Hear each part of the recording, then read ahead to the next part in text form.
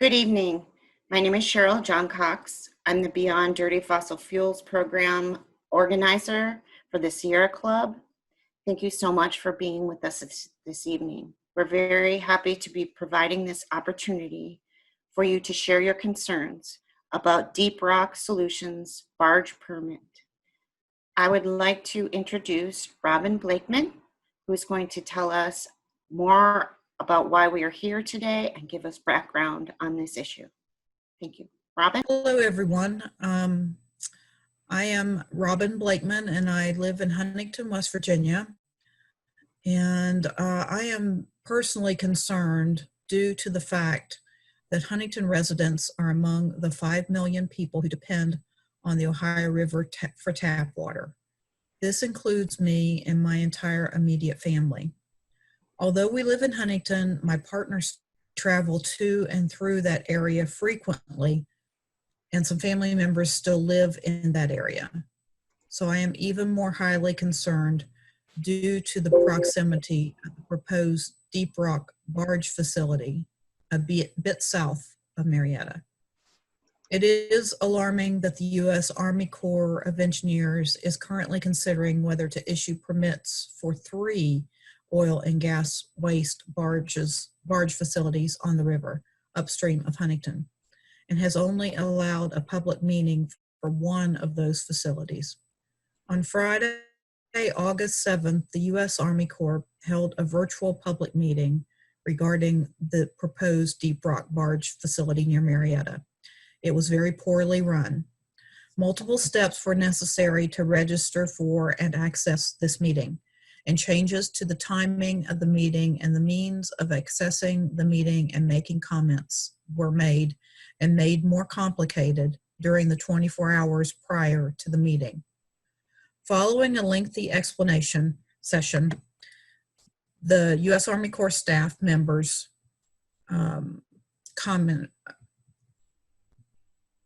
Following a lengthy explanation session from U.S. Army Corps staff members, commenters attending the virtual meeting were only allowed 2 minutes to speak about their concerns, and no responses were given to these comments from U.S. Army Corps officials. Citizens were not called on by name or phone number, and thus some had problems knowing when it was their turn to speak. Many speakers were rudely cut off in mid-sentence by U.S. Army Corps officials, and several who had indicated a desire to speak were not recognized. Despite submitting these comments during the original comment period ending August the 17th, I have requested that U.S. Army Corps plan another public meeting on this issue that is better organized and more respectful of participants. Since my concerns were not fully heard at this meeting, I will summarize them here. Can spills of this type of toxic substance be detected by the public water supply facilities? Probably not in the case of oil and gas waste. Can these facilities test for radionuclides? The shale layers in our region include radioactive materials in waste products. Who is responsible if and when a spill occurs? Citizens should not have to bear the burden of these expenses, along with the toxic pollution they may ingest from their tap water supplies. What will the cumulative effect on aquatic wildlife be for all 3 of these facilities? The proposed facilities will increase transport and handling of enormous amounts of oil and gas waste, which has known radioactive and hazardous components on the Ohio River, the tap water source for more than 5 million people. The OVAC office and my family are among those 5 million Ohio River tap water users.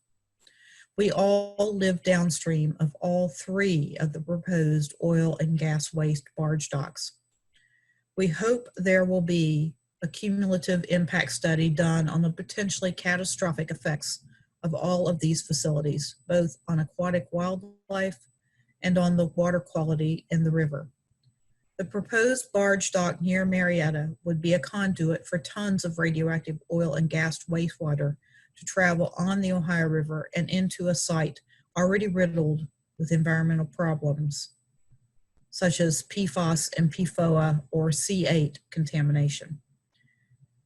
We have heard from wildlife experts in the area that the mussel population and natural habitat for those creatures are both in a very fragile state and likely would be heavily damaged if and when there is a major spill in the area. All the more reason for a cumulative impact study. Also, given the ongoing COVID-19 pandemic, we also request that an in-person public hearing be held once public gatherings are again possible, and that the public comment period be extended for 90 days or as long as is necessary to allow safe public participation. Due to COVID-19 and the lack of universal access to a reliable internet, public hearing must be held in person to allow for meaningful public input on the application and the Corps' public interest review. Any decision on this permit application should wait until then, unless the permit is denied. Denial of the permit is what we believe is ultimately in the public's best interest. Thank you for your time and concern for these critical issues for 5 million tap water consumers along the Ohio River. Thank you so much, Robin. Again, my name is Cheryl John Cox, and I will be emceeing this meeting this evening. I'll be calling on folks in the order in which they registered via our Google form. We're going to give each person up to 4 minutes to speak. If you are, as you're approaching the end of your 4 minutes, I will hold up a finger, 1 minute. This will be the 1 minute sign that you have 1 minute left. And we will try to be, try to be very respectful of folks that are living right in the Marietta area. The first speaker that we have on our list is Josh Eisenfeld. Josh, have you joined the meeting?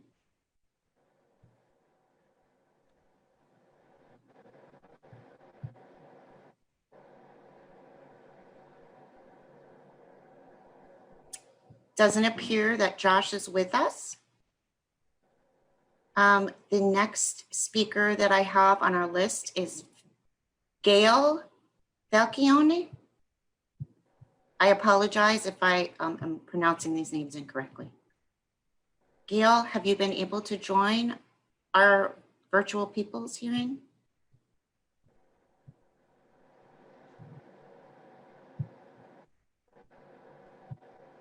Seeing that Gail is not able to join, our next speaker will be Peggy Berry.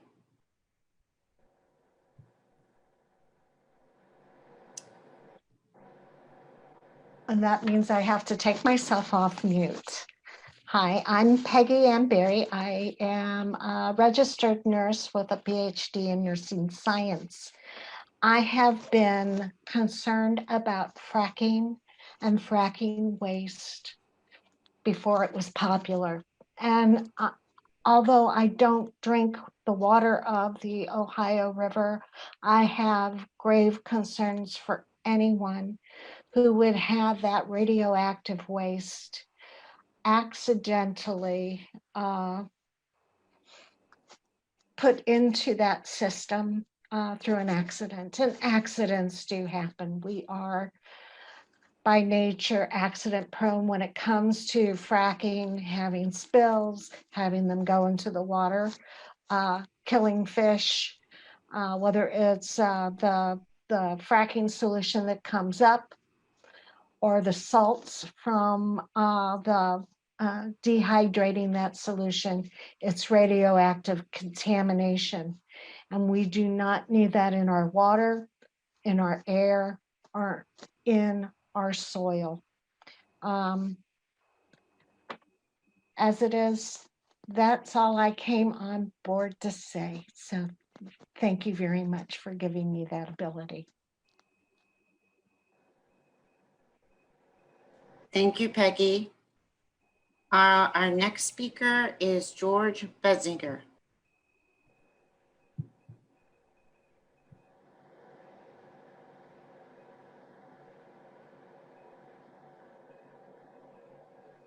George, you'll need to unmute yourself at the very bottom left. I'm about to do that. Thank you very much. And thanks for holding the hearing. Can you hear me? Yes, George, go ahead. Okay. I've expressed a lot of my concerns directly to the U.S. Army Corps of Engineers. I have a lot of questions about the details of the application. For example, traditional water waste is described in the application and not mentioned specifically. We know from previous studies that it's radioactive. Of course, they're denying this. And we know that there are lots of toxic chemicals.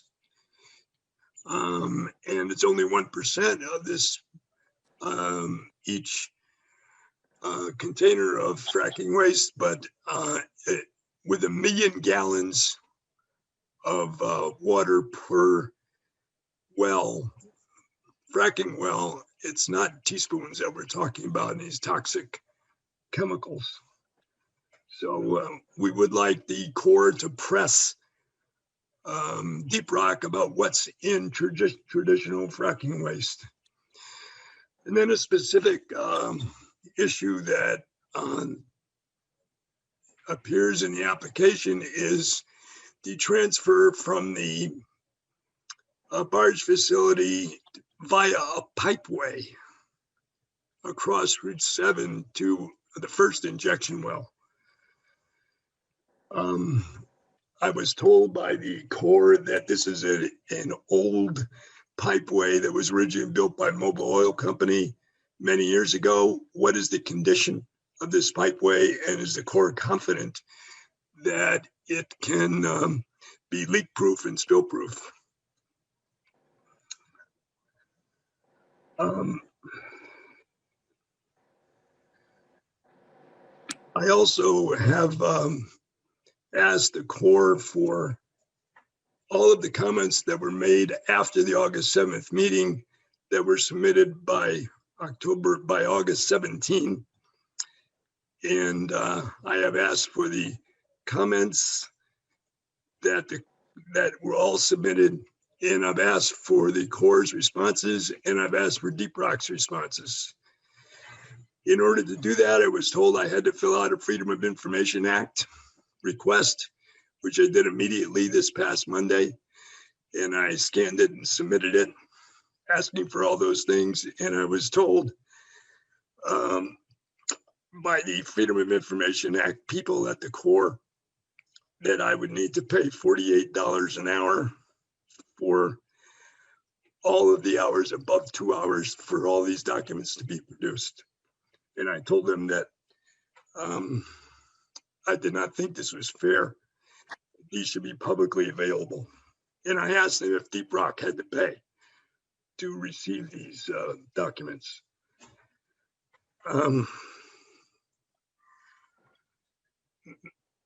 May I mention one other thing? Is that okay, Cheryl? Please go ahead, George. Yes.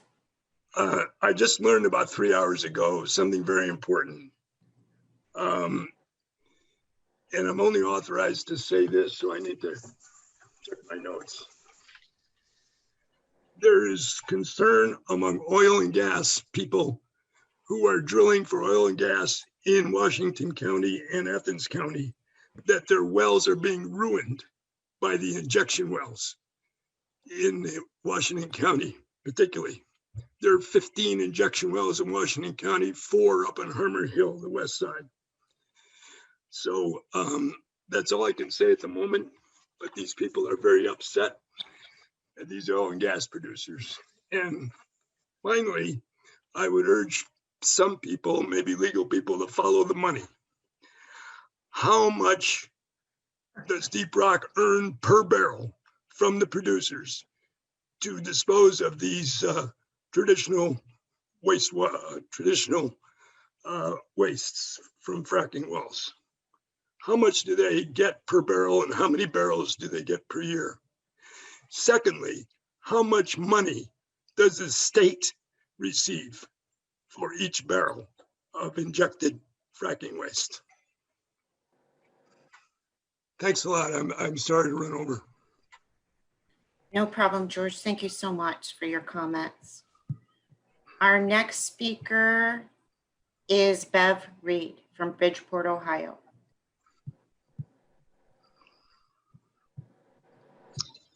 Hello, thank you for the opportunity. Can you hear me okay? Yes. Okay. I'd first like to say that I live in Belmont County, Ohio, and they want to build another barge dock here, a similar facility in Martins Ferry, Ohio. And we submitted thousands of requests to the Pittsburgh office to hold a hearing, but we were denied a hearing. And I'm glad this facility is getting one. And I asked the Pittsburgh Army Corps why we didn't get a hearing when this facility got a hearing. And they didn't really give me a great answer. And I'm just concerned about this facility, and 1,900 people are as well via our petition signatures. We don't want any of this waste on the Ohio River. And I'm going to reference a comment that was made by a person who used to be a county commissioner in the state of Ohio and who has worked on these issues pretty extensively.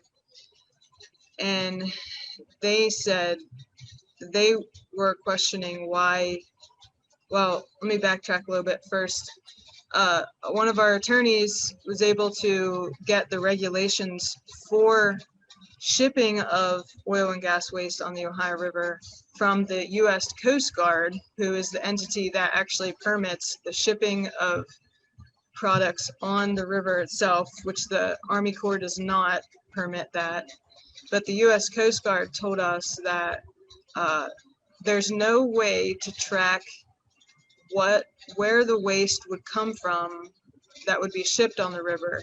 So when DeepRock claims in their application that they would only be shipping traditional waste, as far as we can tell, they can't prove that it would only be traditional waste and that it wouldn't be mixed with hydraulic fracturing waste or unconventional waste. So if that is then the case, the Army Corps should take a firmer stance with this facility. And like they did years ago when a company named Green Hunter tried to accept this salt water injection, SGEWW,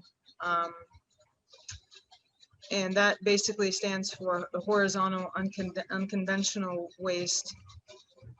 They took a firm stance years ago and said the validated Department of the Army permit prohibits the offloading of SGEWW generated from horizontal fracking operations.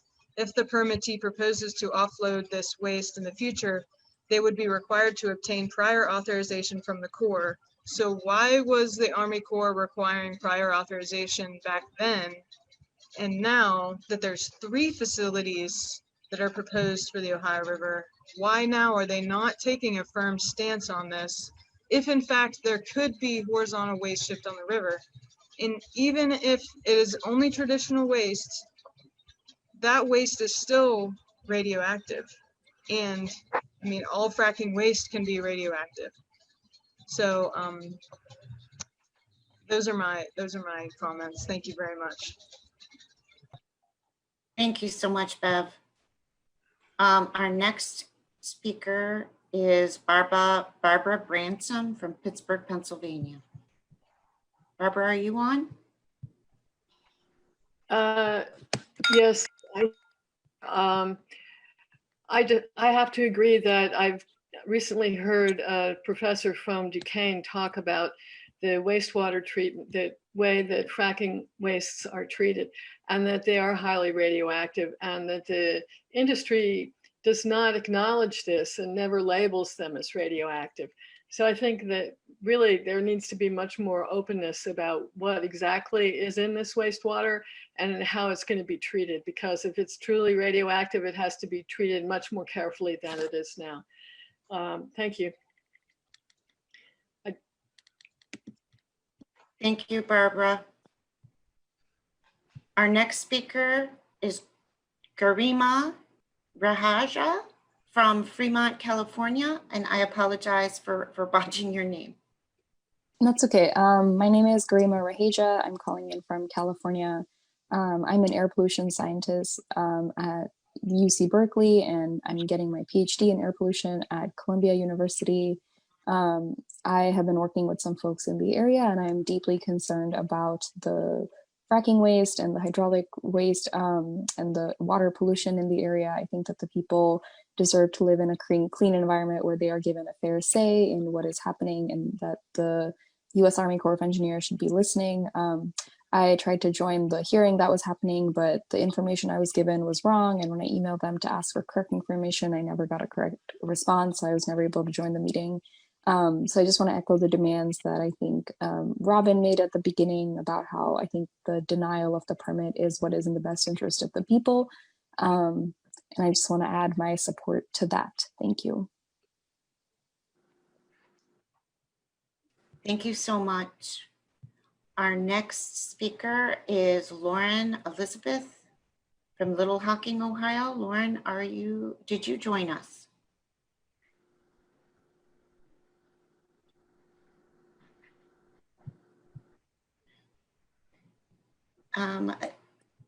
Sorry that Lauren couldn't be with us. The next speaker we have is Elaine Walter from Cincinnati, Ohio.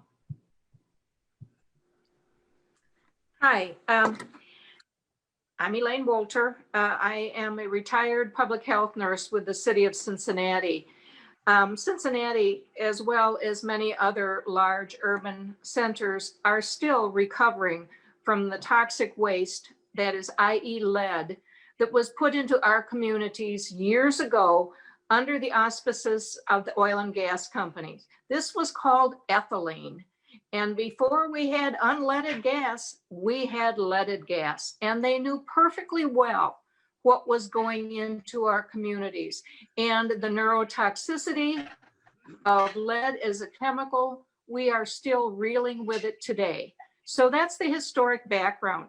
Here we sit in this basin, which Cincinnati is, this low area. And and I sit where I can see the river. I'm already seeing the natural gas barges coming up and down. When they start with these toxic wastes, I've seen barges caught in the river. We have had barges when the river has frozen go under. This is not an easy situation. And as I drive around, we see signs everywhere. No hazmat can be driven through downtown Cincinnati or across our bridges. It has to be taken around on 471. It has a specific way to go. Now they're saying, oh, let's just bring it right down through the center of this metropolitan area. We have over 1.5 million people in the Cincinnati area. This is unconscionable. It is, and I will end it there. Thank you. More public meetings. Thank you, Elaine. You're welcome. Our next speaker is Ruth Hardy, also from Cincinnati, Ohio. Hi, my name is Ruth Hardy. It is our right as taxpayers to have an equal say in decision-making which governs the matters of health, safety, and the economic viability of infrastructure decisions. It is not the right of the gas and waste industries alone. I'm requesting a public hearing that's accessible and with good advance notice. The Ohio River is our life. The Ohio River corridor and its wildlife are our life. The river is home to a vast interconnected ecosystem of plants and animals that provide us with essential services such as cleaning and filtering the water, but all at no charge to the taxpayer. In fact, we could not replace these services at any price. But years of treating the river as our toilet and dumping ground have weakened the populations in this ecosystem, some almost to the tipping point. For example, in 1999, a chemical spill from Aramet stretched downstream for 20 miles and killed 8,600 fish, over 990,000 freshwater mussels, 2 species of which were federally endangered, over 12 million snails and other benthic invertebrates and their supporting ecosystems. It's taking decades and hundreds of thousands of dollars to begin to restore the endangered pink mussel to ecologically viable populations. But DeepRock claims a mussel survey is not needed because they do not plan to dredge. We cannot afford to continue putting these wildlife heroes at risk. 2, the Ohio River corridor economy is our life. Our recreation, tourism, and agricultural industries, river towns, farms, and fisheries in or near the floodplain all depend on clean water and a well-functioning ecosystem. Evidence and lawsuits by dozens of Louisiana oil and gas industry workers settled in 2016 show that all were exposed to radioactivity without their knowledge and suffered a litany of lethal cancers. The CDC determined with up to 99% certainty that the cancers came from exposure to radioactivity on the job. A thriving economy is not at odds with worker protection and a healthy environment. 3, the Ohio River drinking water is our life. The Ohio River provides drinking water for over 5 million people, yet it's the most polluted inland river in the United States. We need to stop adding pollution. A major consideration is the radioactive oil and gas waste that can enter the surface waters and groundwaters, but lacks effective testing, regulation, monitoring, and oversight. Numerous hazardous, okay, I'm going to skip down. The VP of Appalachian Business Development of the company proposing the Washington County landfill was confident that the shipping of shale gas waste is safe because barges ship hydrochloric acid. And DeepRock does not believe a plan to deal with a possible spill or other disaster is necessary. Yet, a barge carrying brine could run into a bridge or other vessel and break apart. In fact, there have been numerous instances of barge accidents in the past decade, including collisions caused by high winds, heavy rains, and high waters, towboats going over dams, moorings breaking free, cranes collapsing, and ineffective maintenance. I'll skip to the very end. Eliminating public input around infrastructure projects is the exact opposite of what should happen right now. Instead, the Army Corps of Engineers must fully and thoroughly study the cumulative impacts of health, environmental, economic hazards on overburdened communities and infrastructure, including an environmental assessment pursuant to NEPA and a full environmental impact statement in order to conduct an accurate cost-benefit analysis. I believe there is not a public benefit, but instead a disaster waiting to happen. Thank you. Thank you, Ruth. Are Our we gonna next, after these, by our written statement? yes, all of, yes, we are at this, this video will be turned into a transcript, and the transcript will be submitted to the Army Corps. If you have additions, Ruth, please email me, just respond to the email that was sent out with the information about the hearing. Thank you. The next speaker we have on our list is Aaron Dunbar. Aaron Dunbar is from Lowell, Ohio. Yes, and I think I talked to you in the comment section. I plan to record something later on and submit it. Thank you so much, Aaron. Thank you. The next speaker is Barbara Stewart. Barbara, were you able to join us this evening?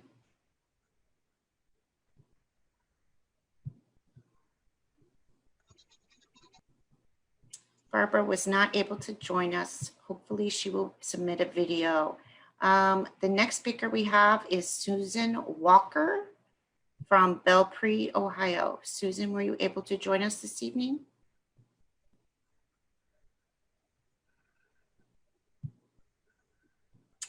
Okay, Susan was not able to join us. Mary Lehman from Cincinnati. Mary, were you able to join us?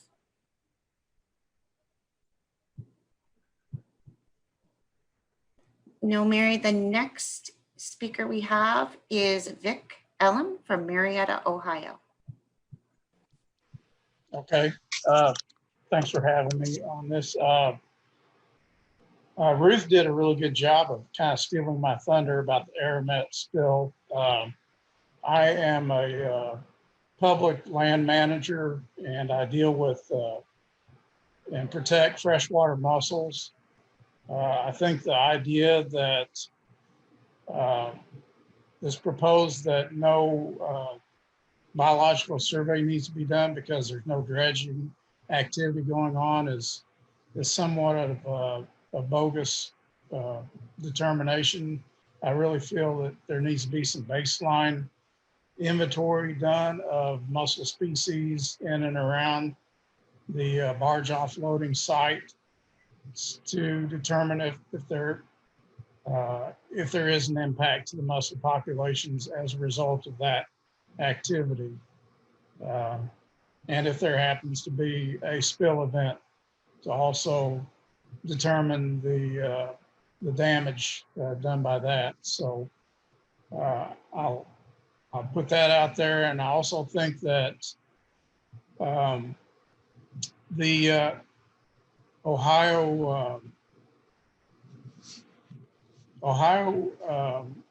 Ecological Services and Ohio DNR were both contacted about this project, and I don't understand why they were contacted but not West Virginia, because for the most part this project is going to be in West Virginia property, as the river is West Virginia up until the shoreline pretty much.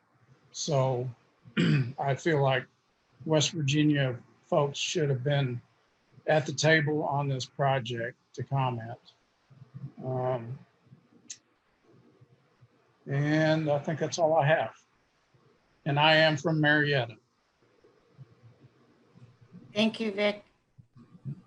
Our next speaker is Deborah Miller from Marietta, Ohio.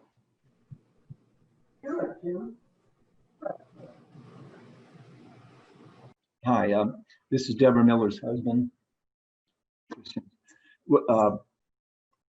Deborah is deferring to me.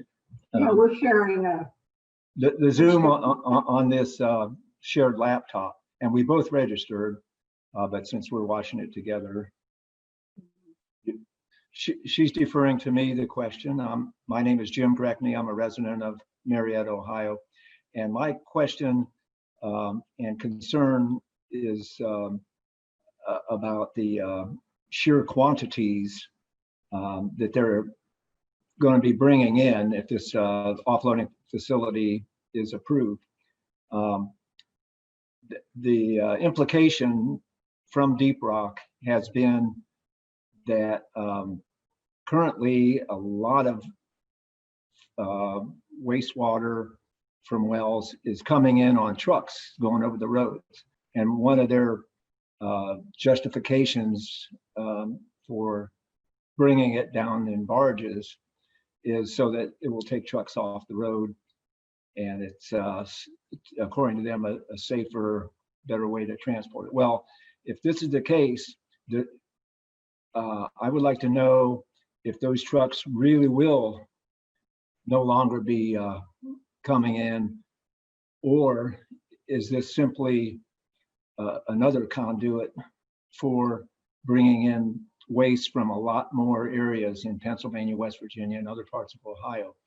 And the quantities, to me, when I looked into this currently, are just shocking. I mean, we're talking about, from what I read, hundreds of thousands of barrels per day is going into these injection wells, and which to me is horrifying. And to put on an additional load, if that is the case, which I suspect that when barges start coming in, there will even be a lot more. And I would like to know a lot more about that. And just because of this, the revelation of the enormous quantities going into just our county, not to mention many other injection wells throughout this part of the state, I think it's ridiculous to even consider having another big facility for receiving and putting those into the ground. That's my comment. And thank you very much for having this forum. Thank you, Jim. Deborah, would you like to share any thoughts or concerns? Well, I'm wondering about the, I understand that the Corps of Engineers only has the top level of the water really as their focus, but anything that's done to the water is, who's in charge? Who, if there's a spill, who's going to be testing other than the top layer of the river? I mean, it's going to affect the animals, the people, the drinking water, even if it doesn't percolate up to the top. That's my concern, is the drinking water.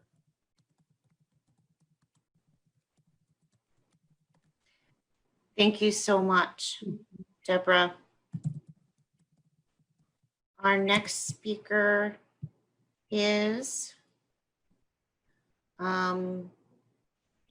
Julia Manarino from Bellevue, West Virginia. Were you able to join us?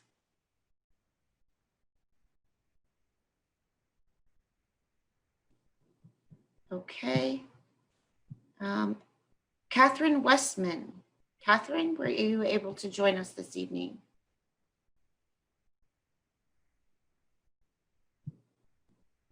No, Catherine. Nancy Sullivan.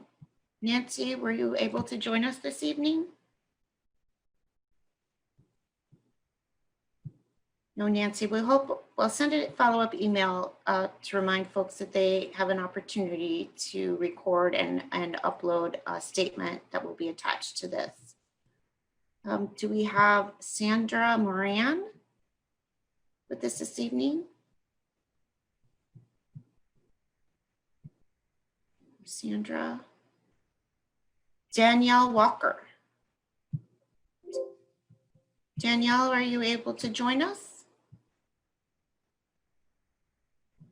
No, Danielle. Randy Poklodnik.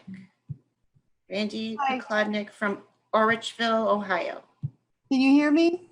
Yes, we can, Randy. Please go ahead. Okay, my name is Dr. Randy Poklodnik and I live in Orrichville, Ohio. All of my family members, besides my mother and father who lived on the Ohio River all their lives, live on the Ohio River on both sides on West Virginia in towns like Fallensby, Wellsburg, Wheeling, and then on the Ohio side in Steubenville and Toronto. So they all pretty much get their drinking water from the Ohio River.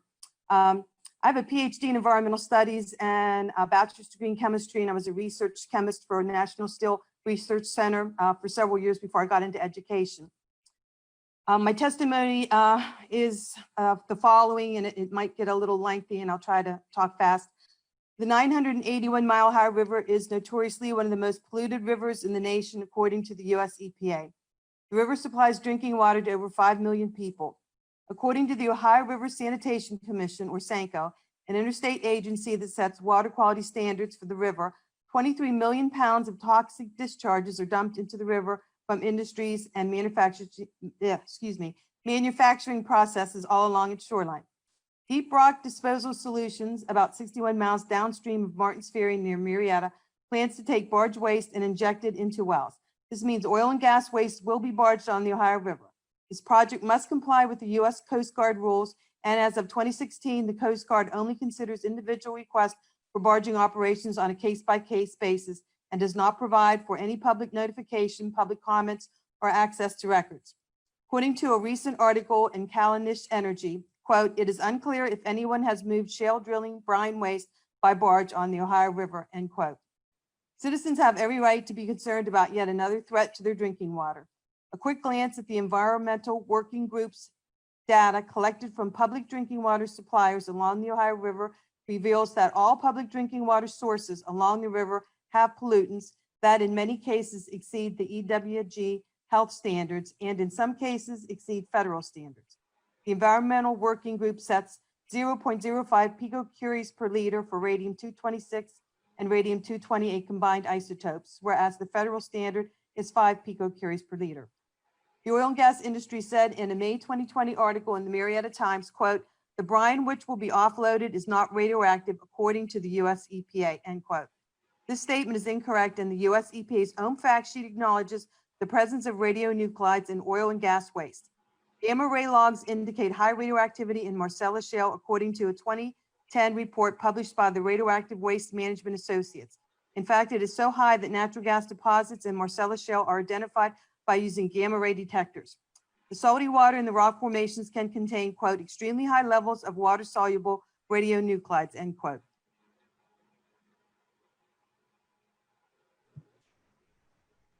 You have about a minute and a half left, Randy. Including uranium, thorium, and radium. Under the Benson Amendment, Congress exempted these wastes generated by oil and gas from Resource Conservation and Recovery Act. In 1987, the EPA issued a final report and said that although oil and gas waste contain a wide variety of hazardous constituents and that almost 25% of the waste samples studied were highly toxic, they concluded that the regulation would stand and they would not regulate oil and gas waste because it would cause a severe economic impact on the industry, not to mention severe short-term strains on disposal facilities and permitting agencies. One well requires 70,000 gallons of chemicals, biocides, surfactants, and anti-corrosive agents. A Yale study found that 80% of these have never been reviewed for carcinogenicity, and 119 that were reviewed, 55 were found to be carcinogenic. Among the chemicals frequently used, 24 are known hormone receptors, blocking receptors in humans, and many are carcinogenic as well. I'm trying to go down to the important part. Ohio's geology is better suited for injection wells in West Virginia and currently has 177 Class 2 wells, so we accept waste from out-of-state places. On April 23rd, 2019, the U.S. Environmental Protection Agency decided it was not necessary to update federal standards on handling toxic waste from oil and gas wells, including the waste produced by fracking. Instead, they are leaving the regulations up to states on a state-by-state basis, which means they will be conducted in a piecemeal fashion. Once again, the citizens of the Ohio River Valley will be left wondering about safety of their drinking water with questions like, can spills be detected by public water supply facilities? Can they test for these radionuclides? Who is responsible if a waste spill occurs, and who will clean up and cover the cleanup cost? Thank you. Thank you so much, Randy. Our next speaker is Jean Nightingale from Cincinnati, Ohio.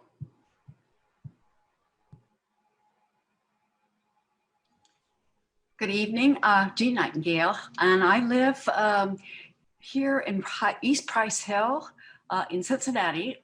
I can see the Ohio River from my home, and my drinking water comes from the Ohio River. I have some public safety concerns about giving permits to 3 barge companies so they can build offloading docks along the Ohio River and then ship waste from the horizontal fracturing wells, pipe this waste underground into Ohio's 200 injection wells.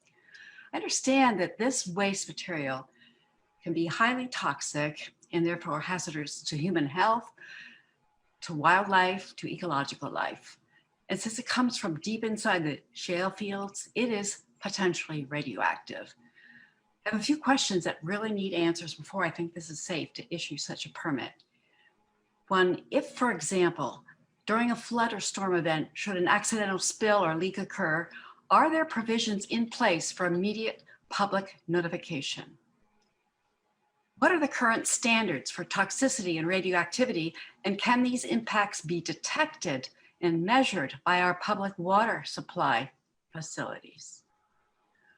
Are there limits on the public disclosure of proprietary chemicals?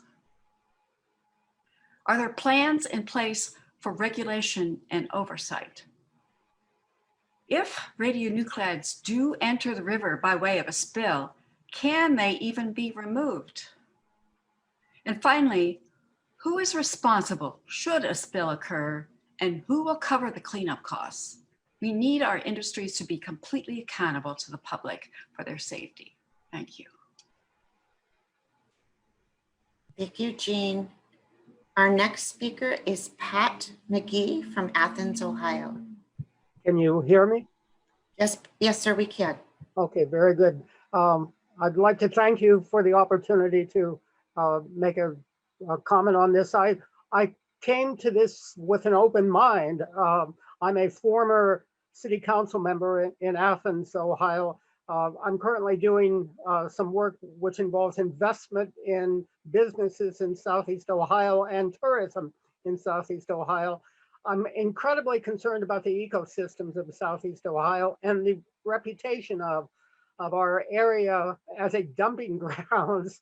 I'm also concerned by the fact that I personally have seen barge accidents on the Ohio River, and I know how devastating they can be, especially in the winter time. So anyone who would downplay the effect of that or the possibility of that should actually view some of them sometime to get a understanding of the impact of it. So my real concern on this, though, is the fact that I don't believe there's been an appropriate public input or appropriate hearing, as you mentioned earlier. And that concerns me because sitting here for the past 45 minutes, I've heard some very good questions and I've heard some very good arguments as to why this should not be approved at this point in time.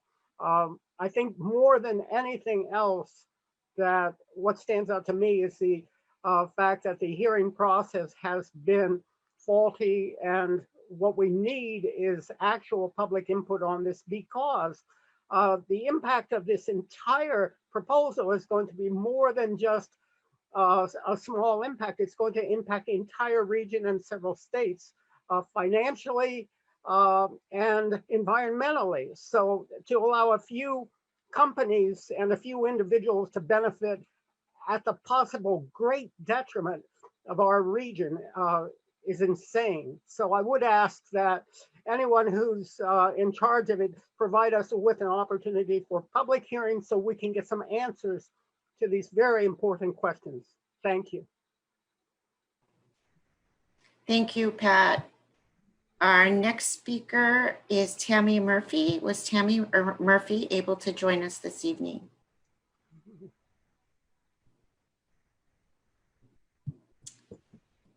Okay, Ben Hunkler. Hi, my name is Ben Hunkler, and I work with the Concerned Ohio River residents. I'm calling from New York tonight, but I have lots of family in Belmont County and near the Ohio River whom I care about very deeply. The construction of this DeepRock facility represents the prioritization of a decaying industry over the health and safety of my family and our neighbors. If constructed, this DeepRock facility will further entrench the Ohio Valley into an economy that, according to an analysis by the new Ohio River Valley Institute, has been heavily dependent on external demand and volatile energy prices. Petrochemical development has locked us into a heavily oil-dependent boom and bust economy that leaves the region poorer with a less diverse economy and an underdeveloped workforce. Building this facility places a source of drinking water for 5 million people just one accident away from irreversible contamination by carcinogens and potentially radioactive substances. The Army Corps' decision to follow through with the construction of this facility shows that they don't care about us, which really isn't all that surprising given their apathy toward the concerns we raised during the initial hearing. So I also second calls for a new hearing in which public questions and concerns are prioritized and answered. Thank you. Thank you, Ben. Was Jan Johnson from Cincinnati able to join us this evening?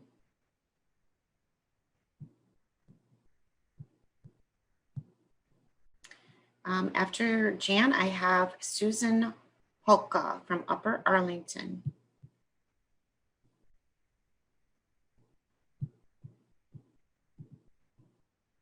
Deborah Williamson from Frankfort, Kentucky.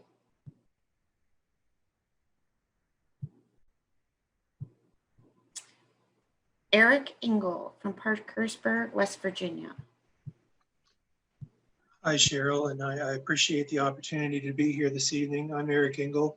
I am a chairman of a group called Mid-Ohio Valley Climate Action, co-chair of the executive committee for the Sierra Club of West Virginia, and I'm on the board of directors for the West Virginia Rivers Coalition. When these docking stations first came to my attention, I was just absolutely floored that this was something that we were even considering. You know, we've been fighting and continue to fight petrochemical and oil and gas build out up and down the Ohio River Valley. I live in Parkersburg, West Virginia. I moved to Huntington for 5 years to attend Marshall University and then came back to Parkersburg. So I've lived along the Ohio River Valley my entire life. My mother actually works along Ohio Route 7, very close to where they want to place this facility for this barge docking station. My father retired from that area. I'm very familiar with that area already, this stretch of Ohio Route 7 between Belpre, Ohio and Marietta, Ohio, that is heavily industrialized, there's a heavy focus of the production of petrochemicals and plastics already, which is what my father retired from actually. This area is known to have higher rates of cancer, known for its air pollution, known for its water pollution of the Ohio River and tributaries. We do not need any more of this. We certainly don't need to be barging this in from wherever they claim that it's going to be barged in. At first they said it could be as far away as the Permian Basin in Texas and Oklahoma. Then they said, no, it's not going to be that far away. But regardless, you're talking about bringing in, as several of us this evening have mentioned, radioactive and carcinogenic materials, barging it up a drinking water source for 5 million people. And that is an enormous threat. And in Parkersburg, I know that through my work with the Rivers Coalition, I've spoken to our water department here. And we have a water system that is a groundwater system, like a lot of surrounding area systems, but it is influenced, that's the term used, influenced by the Ohio River. And this barge docking station is upriver from Parkersburg intake, which is, as I said, influenced by the Ohio River. So what could any kind of spill, what could any kind of contamination of the river do if that were to occur to Parkersburg's water system? As was mentioned earlier, we've already dealt with PFOA and PFAS contamination in the form of C8 from DuPont's Teflon products that got into our groundwater, was literally in the water table, literally raining C8, which is why communities upriver of DuPont actually had some higher levels of contamination than we did closer to DuPont and downriver. And you know, these are just threats that we don't need. If you talk to people in the Mid-Ohio River Valley, excuse me, we'll talk to you about the Little Kanawha River, the Ohio River, and how we like to fish and recreate there, but you don't want to jump in the river if you have any kind of open sore, cut. You don't want to ingest any of the water if you happen to jump in. You don't want to eat any fish out of the river. You know, we had the West Virginia Manufacturers Association tell the state legislature here that one reason they didn't want to see all of the water quality updates implemented that were recommended by the US EPA was that, well, the West Virginians don't eat the fish anyway, and they're all fat, so they can absorb more of the toxins, so don't worry about them. Well, there's a reason we don't eat the fish, right? I mean, we can't.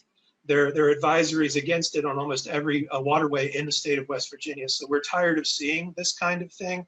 We're tired of these kinds of threats existing to our livelihood. The river is a huge source of our history, a huge source of our local pride, our culture, what makes us us in the Ohio River Valley. And we're seeing these threats just grow daily. And we're absolutely tired of it. It has to stop. And what happens, you know, when we see anthropogenic global climate change, thank you, Cheryl, and we see these intensifying storms like derechos that just hit Iowa, that hit here about 8 years ago in the Parkersburg area. We were hit by a derecho. What happens when the river rises? You know, Parkersburg has a very high flood wall for its downtown area close to the river. The Ohio is known for some major flooding events over the last 100 years. What happens when those become more frequent, more common because of human-caused global climate change? And what happens when we have major precipitation events like the derecho? Are these facilities damaged? Does that cause spills and contamination? We're not getting a lot of good answers for this. So I second the call from others here for acceptance of more public input and actually listening to the public's concerns about putting these facilities here. We care less about DeepRock LLC's profit and more about our ability to survive and thrive in this area. Thank you. Thank you, Eric. looking at our list here, I believe we have one last speaker. Just looking at folks that are signed up and looking at who is participating. I believe we just have two more folks. We have Kelsey McNall. Kelsey, if you'd like to go, please, and tell us where you're from. Yeah, hi, thanks, Cheryl. My name is Kelsey McNall, and I'm based out of Pittsburgh, Pennsylvania. I'm a regional organizer in the Ohio River Valley for the Climate Reality Project. And I just want to echo everyone's calls in this public hearing tonight for the need for another follow-up hearing from the Army Corps of Engineers. Sorry, there's a lot of thunder outside. So as an organizer for oil and gas issues in the Ohio River Valley, it's my job to be engaged in these issues 40 hours a week. And for me to figure out how to get involved with the previous hearing for the DeepRock facility, I had a really hard time doing that. And so somebody who's involved in these issues hours a day, having trouble, I can't imagine the issues that would come in the community in general, people who have lives, you know, outside of oil and gas issues.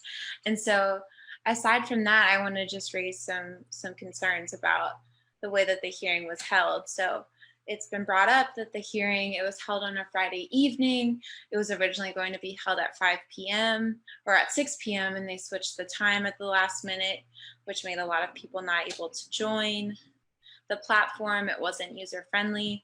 You had to use your computer, but then you also had to call in. A lot of folks didn't know when it was their turn to speak. In order to sign up for the meeting, there were 2 different emails to send, one to send questions and one to request to be invited to the hearing. And additionally too, it wasn't made clear. So this, or I keep saying hearing, it was a public meeting. It wasn't made clear that residents were going to have the opportunity to give a testimony. It was advertised that this would be an opportunity for folks to have their questions answered. And so it was only a few hours before the meeting that the information was sent out that residents would have only 2 minutes, but still 2 minutes to give a testimony. And so it was a very short and inadequate time to prepare a testimony and a very short and inadequate time to deliver your testimony with 2 minutes. So everything surrounding the hearing was an eroding of democracy. It was a silencing of voices. It was just completely unfair, and to move forward, we need to have an additional hearing. And now to move forward with my complaints for the facility itself. Again, in the work that I do, I learn more and more every day about just how bad of an idea it is to invest in the oil, gas, and petrochemical industry. Like Ben Hunkler pointed out, it's very bad economics right now. The prices are low, there's a supply glut. Companies are going bankrupt, and there's stranded assets, and they're laying off workers. And so this isn't the kind of economy that we want to invest in. This isn't something that we want to invest our taxpayer dollars in and use federal agencies' time and money to support this industry. And also too, the oil and gas infrastructure, it's dangerous to our environment and public health. Here in Pennsylvania, there's been an investigation from the Attorney General, and there's been multiple criminal charges filed against various oil and gas companies. And so that's in Pennsylvania, but we know that issues and non-compliance, spills, accidents, that those things know no borders. And so again, with that in mind, because spills are so frequent, we have to be really worried about our local drinking water. And like it's been mentioned before, the Ohio River is a drinking water source for 5 million people, myself included. And so any accident, and accidents are bound to happen, is going to be really catastrophic to our region.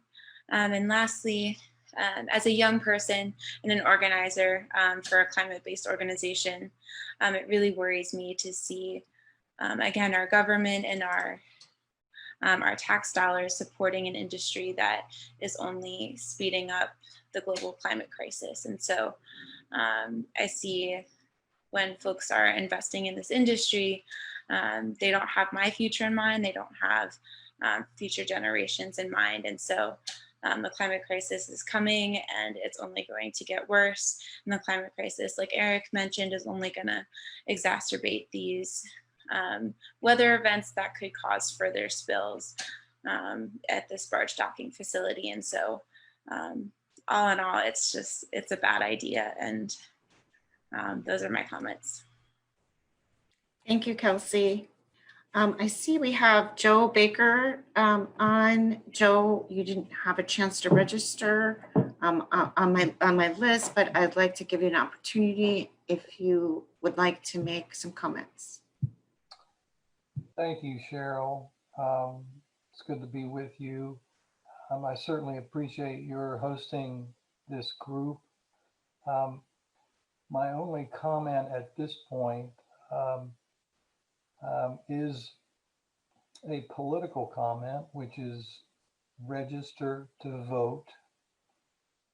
Check your registration prior to voting and educate your family to do so as well. Thank you.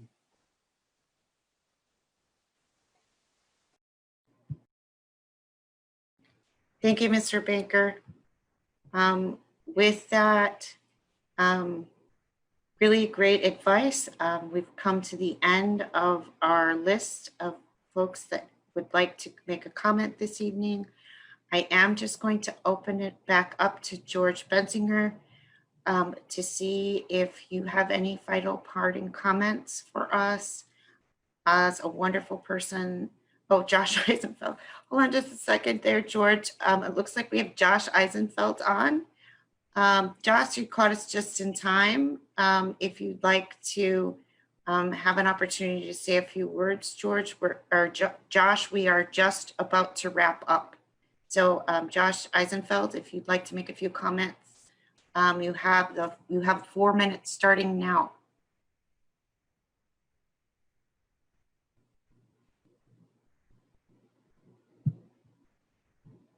And I don't see, Josh, you're on mute if you're talking.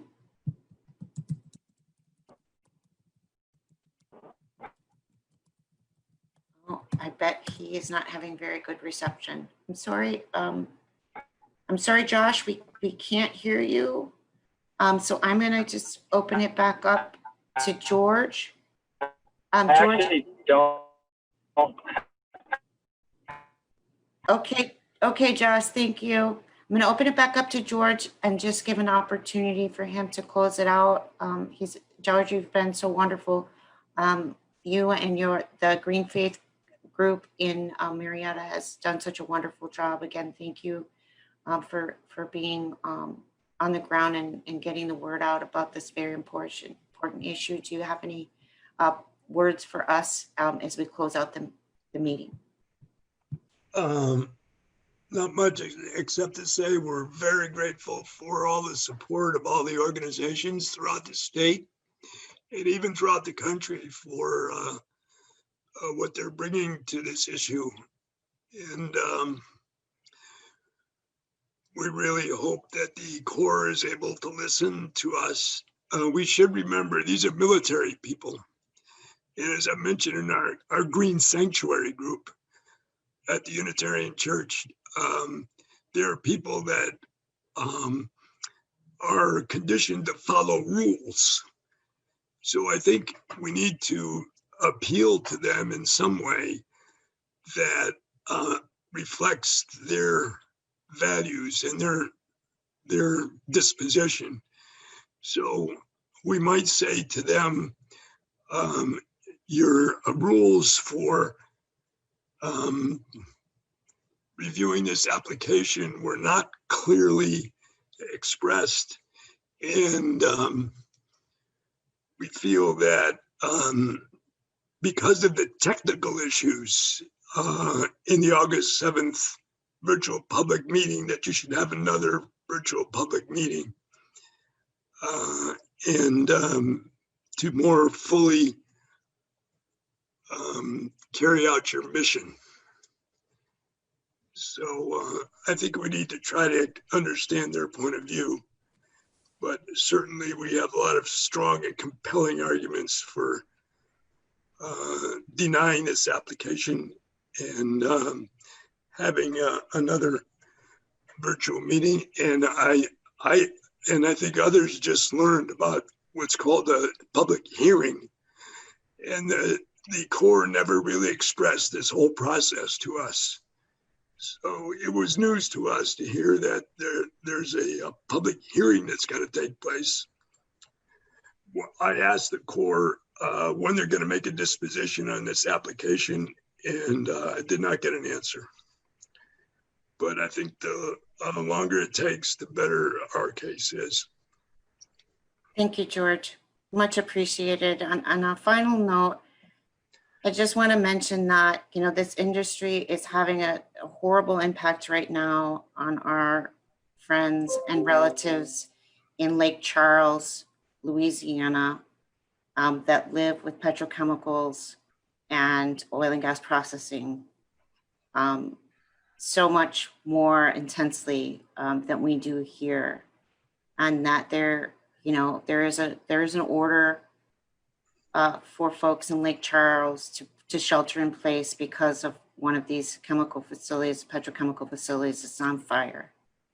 So we ask that we all send our thoughts and prayers to the folks down there that are having to shelter in place and try to protect their families. And again, my name is Cheryl John Cox, the Beyond Dirty Fossil Fuels organizer for the Sierra Club. My name is Laura Murphy. I've lived on the Ohio River all my life in Cincinnati and Covington, Kentucky. The river is our home. We drink its water. It gives us life and also fear with what's in our tap water. My daughter has been lead poisoned. She was also born with her intestine pushing out of a hole in her belly button. The system is not designed to tell us exactly what causes these things, but we do know they happen more often in zip codes of higher poverty, decaying homes, pipes, and degraded tap water. We do know that we are at greater risk of water contamination and that it's already bad enough where we and millions of others live. So we stand up today to fight back against American energy, fracking, and plastics. We refuse to be silent as our politicians and regulatory agencies stand idly by and profit from the poisoning of America's water. The Ohio River is drinking water to 5 million people, and we are 5 million rising for clean energy, clean water, and an end to plastics. Hello, my name is Mary Lehman, and I'm a resident of Cincinnati, Ohio, and I am taping this video to be part of a people's hearing regarding the Army Corps of Engineers' shoddy and ill-informed public hearings regarding the use of the DeepRock facility to receive fracking waste. We know that fracking waste can include over 100 toxic chemicals, and just because it isn't sort of legally being named as toxic does not mean it will not make the people sick in the community where you are dumping that waste. You're putting that into old wells, and those old wells will eventually seep into the groundwater and make people sick. And this is clearly a case of the Army Corps of Engineers doing as little as possible to alert public interest to the health and the health risks associated with this event, and trying to push it through so that the chemical companies and the fracking companies can find a solution to their dirty work as much as possible. If they're going to do dirty work, then they should take their dirty outputs and they should put them in their own wells in their own backyards and not in anybody else's backyards. This is just a complete abuse of power and a disregard for human health. And so I absolutely demand that the Army Corps of Engineers would reopen the public hearings, for you to suggest that you followed the written law and asked for public hearings during a pandemic when people were not actually allowed to come to public hearings or even have it on their radar, as they were concerned instead about the pandemic and how many people were sick in their own communities. It's just ridiculous. So you need to reopen these hearings. You need to give people a chance to know what's really going on in their neighborhoods, and you need to give us a chance to speak up for our own health and well-being, because that is way more important than these fracking companies finding a place to put their dirty outputs. They do not belong in anybody else's drinking water. Thank you. Hello, my name is Catherine Westman.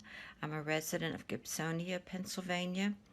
As a lifelong Pittsburgher, I know the importance of keeping our rivers clean.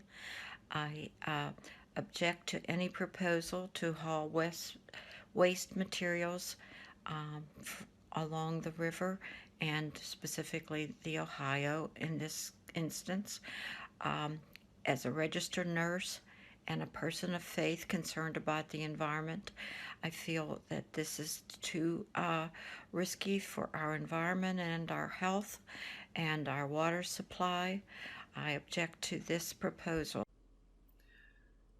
My name is Sarah Carballo. I'm a permanent resident of Huntington, West Virginia, and these are my comments for the U.S. Army Corps of Engineers.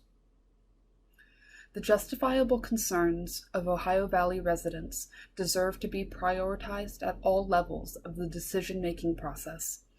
It is the duty of regulatory agencies, especially those charged with protecting the public interest, to provide citizens with fair and transparent opportunities for input on such matters. Issues of public and ecological health, as well as economic vitality, are of unequivocal importance and impact the short-term and long-term perspectives for the livability of our region. I urge the U.S. Army Corps of Engineers to consider the evidence provided in these testimonies and carefully weigh the cost and benefits of permitting activities that further imperil ecosystems and their services that provide for nearly 5 million people along the Ohio River. Thank you for considering my concerns. Hello, my name is Aaron Dunbar. I live in Lowell, Ohio, which is about 15 minutes away from Marietta. I'm speaking out today in opposition to the proposed DeepRock Solutions LLC barge terminal, which, if allowed to move forward, would directly affect me and my community.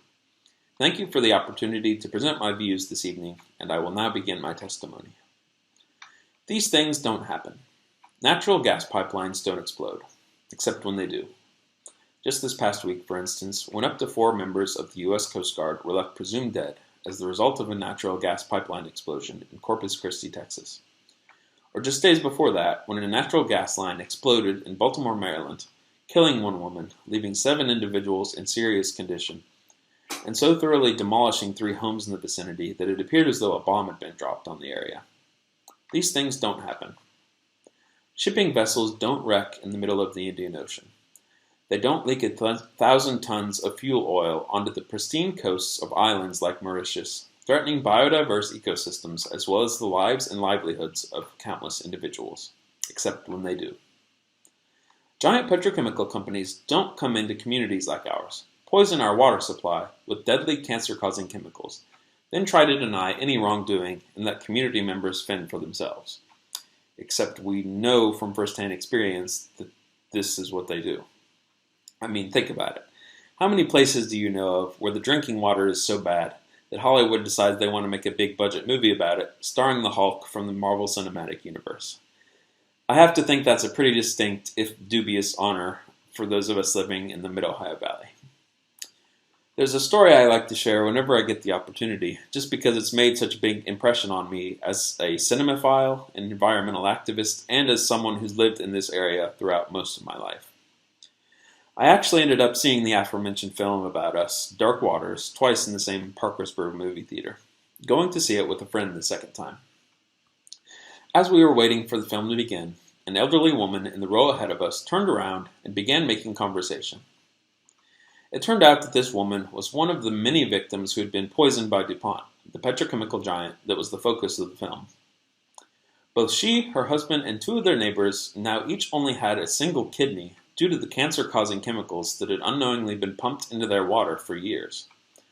Obviously, I found this horrifying, but even more horrifying was when I told the woman that this was my second time seeing the film. And she responded by asking me, "So, do you believe that what they say in the movie is true?" Here was a woman who just told me that a multi-billion-dollar corporation had poisoned her, robbed her of an organ, and potentially shortened her life. And yet it was clear to me that DuPont was so entrenched in her community, and they duped so many people into thinking that they'd done absolutely nothing wrong by leaking deadly chemicals into their water supply, that this poor woman had grown used to having to stick up for the fact that she and her family had been victimized. But that's because she wasn't victimized, because none of that ever happened, because these things simply do not happen. That's the line we're given anyway. These things don't happen.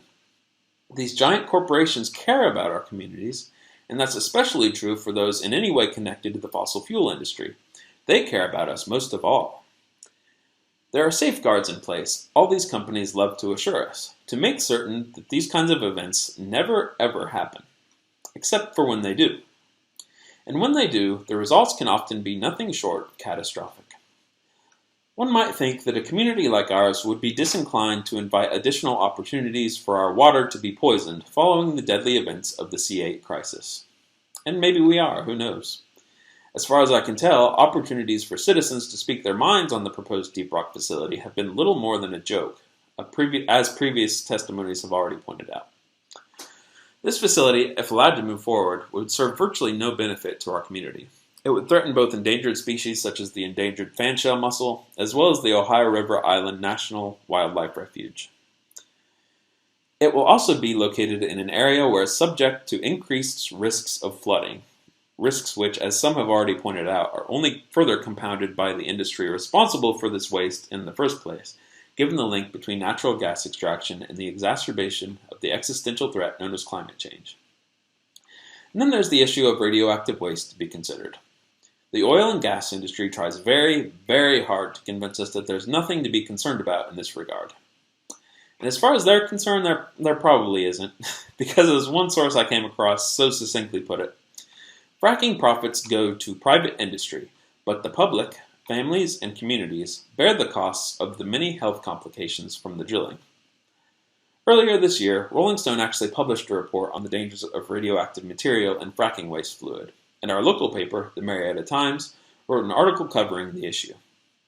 Shortly thereafter, the Times received a fuming response from one Kennedy Copeland of the Ohio Oil and Gas Energy Education Program. It took me very little digging to find that Miss Copeland was a former employee of the right-wing nonprofit Turning Point USA, a frequently racist organization funded in part by the fossil fuel industry, with an extensive history of pushing climate change denial. So while already skeptical of Copeland's claims, I was now thoroughly convinced of her bad faith intentions in responding to the Times piece. Consider the following passage found in the original Rolling Stone article. Many industry representatives like to say that radioactivity in brine is so insignificant as to be on par with what would be found in a banana or a granite countertop. So when Peter, the pseudonym used for an oil and gas trucker in the article, demanded his supervisor tell him that what he was being exposed to, his concerns were brushed off. The liquid in his truck was no more radioactive than any room of your home, he was told. End quote. Hilariously, it only takes Miss Copeland 3 paragraphs into her response to the Times to point out. A banana, for example, delivers a radiation dose according to the Nuclear Regulatory Commission, NRC. The same applies to many other items, such as, but not limited to, countertops, brick houses, and cross-country flights, end quote. How long are we going to keep letting these companies, these amoral swindlers from the fossil fuel industry, keep gaslighting us into believing that there is no danger? Until they've poisoned every one of us? Until all of Appalachia is turned into the next Cancer Alley? Until they've so thoroughly corrupted the world's natural systems that human life as we've known it becomes untenable? When will we draw a line in the sand and say enough is enough? We don't want your garbage byproduct from your garbage industry shoved down our throats any longer. When will we say we've had enough of your floundering oil and gas facilities? Enough of your endless lies and propagandizing? and enough of your willingness to sacrifice anything and everything in your path for the sake of a quick buck. I'm frankly to the point where I feel downright insulted by the lack of transparency of those acting on behalf of the fossil fuel industry. These companies are banking on the fact that we're all too stupid to realize that they're constantly lying to us. They're banking on us being expendable. They're banking on our unwillingness to step up and refuse to kowtow to their every destructive whim. And what I do not understand is why they are allowed to continue treating citizens and communities like this, even as they prove their bad faith intentions to us time and time and time again. At the very, very least, those of us who will be impacted most directly by this facility, as well as anyone who receives their drinking water from the Ohio River, deserves the opportunity to have their voices heard on this matter. We must have more than the poorly planned farce of a meeting I'm told was previously held in relation to this project. No further action should be taken on the approval of this facility until the COVID-19 crisis is well under our control and the public can participate in an actual in-person hearing about this project and the myriad of risks it poses. I strongly encourage the Army Corps of Engineers to perform a more thorough assessment of these plans and the impacts this facility will have on our environment and our community. And I urge all those who share these concerns to speak out and get involved. Thank you.